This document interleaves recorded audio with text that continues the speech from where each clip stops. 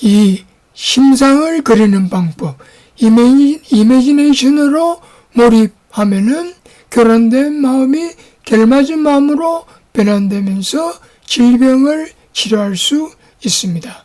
미국의 종양학자 칼 사이먼트는 암 치료를 위한 이미지요법을 개발했는데, 칼 사이먼튼에 의하면 환자가 마음의 스크린을 만들고 마음의 스크린에다가 암세포를 이미지하고, 이때 암세포는 엉성한 것으로 이미지하라고 했고, 다음은 암세포를 잡아먹는 자연 살해세포를 이미지하는데, 이때 자연 살해세포는 먹성이 좋은 악으로 이미지하라고 했고, 다음은 암세포를 발견한 자연 살해세포가 암세포를 마구 잡아먹는 것을 이미지하라고 했습니다.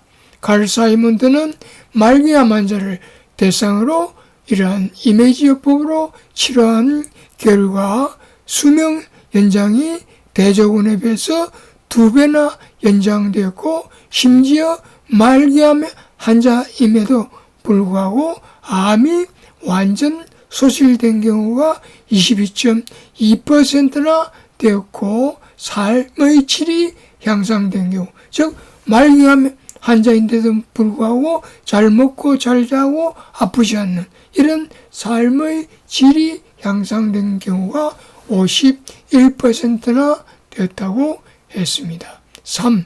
기도를 통하여 몰입하면은 교란된 마음이 결맞은 마음으로 변환되면서 질병을 치료할 수 있습니다. 정기적인 신앙생활을 하면은 사망률이 낮다는 연구가 있습니다. 미국 로제트라는 고립된 마을에서 심혈관 질환에 의한 사망률을 조사한 바에 의하면 교회에 정기적으로 다니는 사람의 사망률은 교회에 다니지 않는 사람의 사망률의 절반밖에 되지 않았다고 했습니다. 또 신앙을 믿는 기간과 평균 수명은 정비례한다는 것도 연구되어 있습니다. 뿐만 아니라 타인을 위한 기도, 중보 기도도 치료 효과가 있습니다. 기도를 할 때 기능성 MRI를 찍으면 기도를 보내는 사람의 뇌 영상과 기도를 받는 사람의 뇌 영상에서 서로 비슷한 활성을 보입니다. 이것은 중보 기도가 치료가 있음을 의미합니다. 4. 강한 신념으로 몰입하면은 교란된 마음이 결맞은 마음으로 변하면서 질병을 치료할 수 있습니다. 예를 들어 의사가 몰래 가짜약 플라세보를 주었지만 환자는 그것을 먹으면 나을 수 있다는 강한 신념을 갖기 때문에 실제로 치료 효과가 나타날 수 있습니다. 이런 현상을 플라세보 효과라고 부릅니다.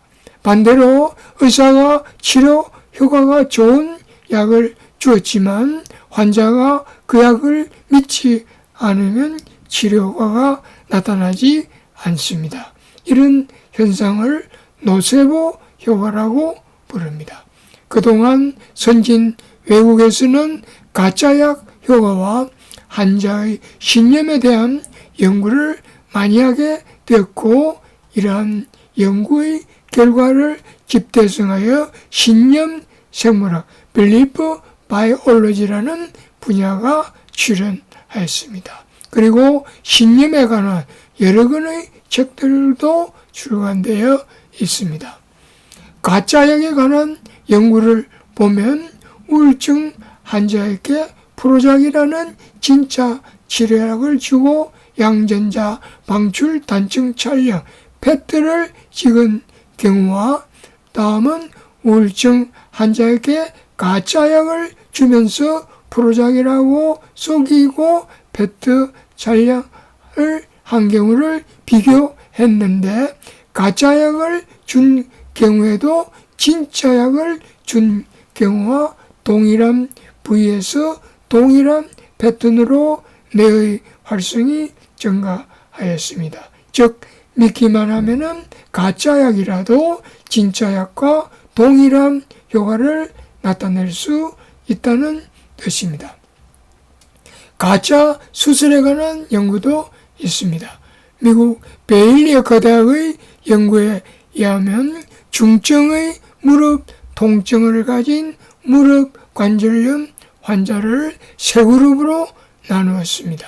첫 번째 그룹은 수술방에서 무릎에 국소 마취를 하고 무릎에 1cm 절개를 한 다음 관절경을 삽입하고 손상된 연골을 깎아내고 절개 부위를 봉합했습니다. 이거는 제대로 된 정형외과적 치료를 한 그룹이고, 두 번째 그룹은 역시 수술방에서 무릎에 국소 마취를 하고 무릎에 1cm 절개를 하고 관절경을 삽입한 다음에 연골은 손대지 않고 혼탁된 관절액을 세척하고 절개 부위를 봉합했습니다. 세 번째 그룹은 역시 수술방에서 무릎에 국소 마취를 하고 1cm 절개를 하고 그 다음은 40분 동안은 수술하는 척 하면서 시간을 보낸 후에 절개 부위를 봉합했습니다. 즉 가짜 수술 그룹이 되겠습니다. 그리고 수술 후 6개월 동안 세 그룹에서 통증 완화를 관찰하였는데 세 번째 그룹, 즉 가짜 수술의 환자들이 통증을 가장 덜 호소했다고 했습니다. 이것은 가짜 수술이 치료 효과가 있음을 의미하는 것입니다. 5. 체면을 통하여 수동적으로 몰입되면은 교란된 마음이 결맞은 마음으로 변하면서 질병을 치료할 수 있습니다. 체면으로 무통분만을 할 수 있습니다. 이거는 수중분만을 하는 장면이 되겠습니다. 또 체면으로 선천성 어린증을 치료할 수 있습니다. 선천성 어린증은 유전적이면서도 치료가 불가능한 피부병입니다. 그런데 체면으로 이런 불치병을 치료할 수 있다는 것은 체면의 위력이 얼마나 대단한가를 알 수 있습니다. 체면으로 유방암을 보조치료할 수 있습니다. 86명의 말기 유방 환자를 대상으로 표준 치료만 한 경우와 표준 치료와 더불어 체면 치료를 추가한 경우를 비교한 결과 표준 치료만 한 경우보다 표준 치료에 체면 치료를 추가한 경우에서 생존율이 18개월 더 연장됐다고 했습니다. 체면으로 사마귀를 치료할 수 있습니다. 14명의 사마귀를 가진 어린이에게 체면에 의한 치료를 하면은 5주 후에 사마귀를 없앨 수 있습니다. 사마귀는 바이러스가 일으키는 질환이고 바이러스가 일으키는 질환은 현대의학에서는 별반 좋은 치료법이 없는 실정인데 체면이 바이러스 질환을 치료할 수 있다는 사실은 매우 의미가 크다고 하겠습니다. 6. 바이오피드백 장치를 이용하여 수동적으로 세타파가 유도되면은 교란된 마음이 결맞은 마음으로 변하면서 질병을 치료할 수 있습니다. 바이오 피드백 장치란 환자의 머리에 감지기를 부착한 다음 환자에게 연습을 시켜서 세타파가 출현하면 전자장치에서 삐삐 소리를 울리거나 혹은 빨간불을 보여줌으로써 세타파 상태에 도달했음을 알려주는 장치입니다. 7. 영적 치유사 스피리추얼 힐러에 의하여 수동적으로 세타파가 유도되면은 교란된 마음이 결맞은 마음으로 변하면서 질병을 치료할 수 있습니다.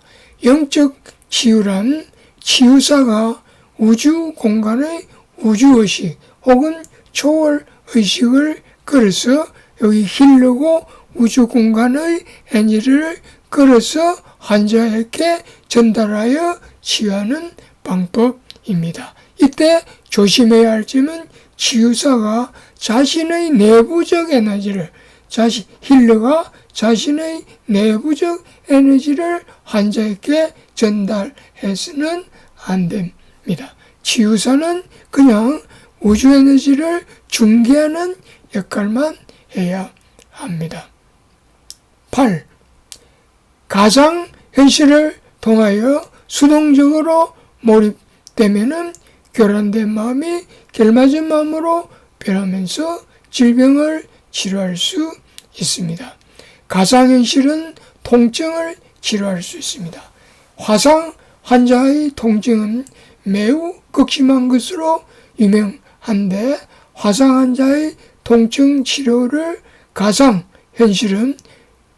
가상현실은 가장 효과적이고 가장 치료가 잘 되고 또 지속시간이 긴 것으로 알려져 있습니다. 가상현실은 마비된 손을 재활시킬 수 있습니다. 왼손이 마비된 환자가 데이터 글러브를 끼고 가상현실로 들어갑니다. 가상현실 치료사는 환자의 마비된 손을 움직일 수 있게 조종합니다. 가상현실에서 환자는 자기의 왼손으로 식탁 위의 물건들을 잡고 나를 수 있습니다. 반복적으로 훈련하면 현실로 나왔지만 가상현실에서 손을 사용하였던 기억에 의하여 실제로 왼손을 사용할 수 있게 됩니다. 이외에도 가상현실은 몰입도가 매우 높기 때문에 다음과 같은 여러 가지 질병을 치료할 수 있는 것으로 알려져 있습니다. 다음은 FF 메디신의 에너지 의학에서 병의 원인은 무엇이며 병은 어떻게 진단하는가, 3. 병은 어떻게 치료하는가 등을 살펴보겠습니다. 제 8편에서 계속하겠습니다.